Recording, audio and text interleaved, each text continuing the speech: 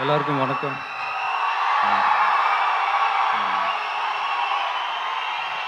Thank you.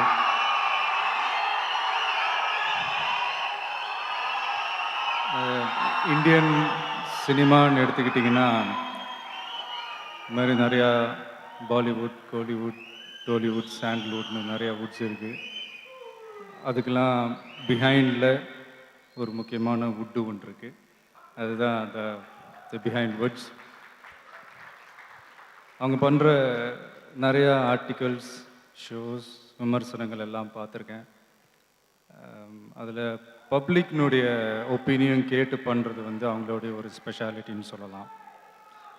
சினிமான்னு மட்டும் இல்லை, சினிமாவுக்கு அப்பாற்பட்டு இருக்கிற எல்லா விஷயத்துலேயும் இவங்களுடைய ஒப்பீனியன், இவங்களுடைய ரேட்டிங், ஸ்டார்ஸ், அதே விஷயத்துக்கு பப்ளிக் ஓட் பண்ணும்போது ஆல்மோஸ்ட் டேலி ஆகும், ஆல்மோஸ்ட் ஒத்துப்போகும்னு சொல்லலாம்.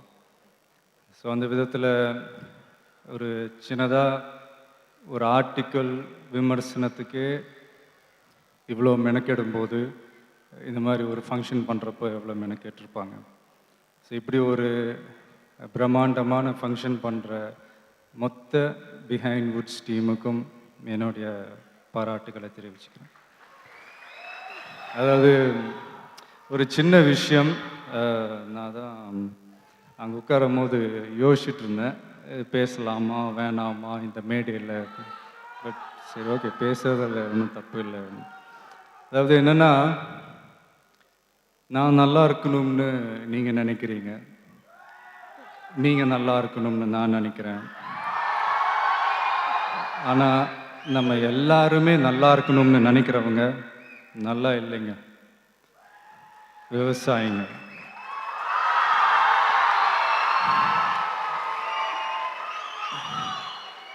அதாவது இன்னைக்கு அவார்டு வாங்கின அத்தனை பேரும் வந்து அவங்கவுங்களோட உழைப்புக்கு கிடைச்ச ஒரு பலன்.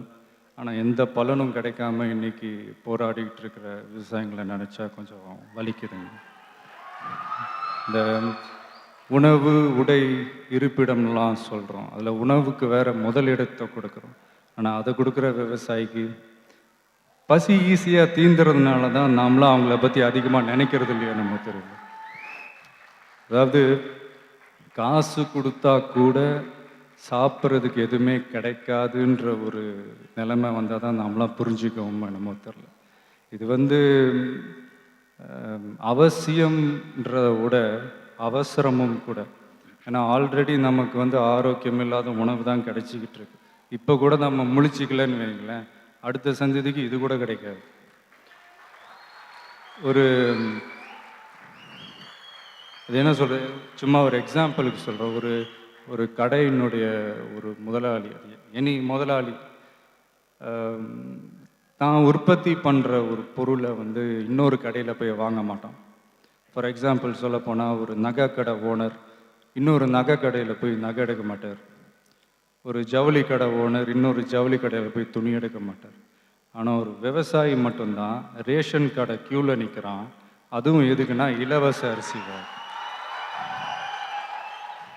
இது வந்து இந்த இந்தியா இந்த வல்லரசு ஆகணும், அதாகணும், இதாகணுன்றதெல்லாம் கூட அப்புறங்க. முதல்ல விவசாயிங்க நல்லா வாழ்கிற அரசாக மாறணும். அதான் ஏதோ தோணுச்சு, பேசிட்டேன். ஏதாவது தப்பாக ஏதாவது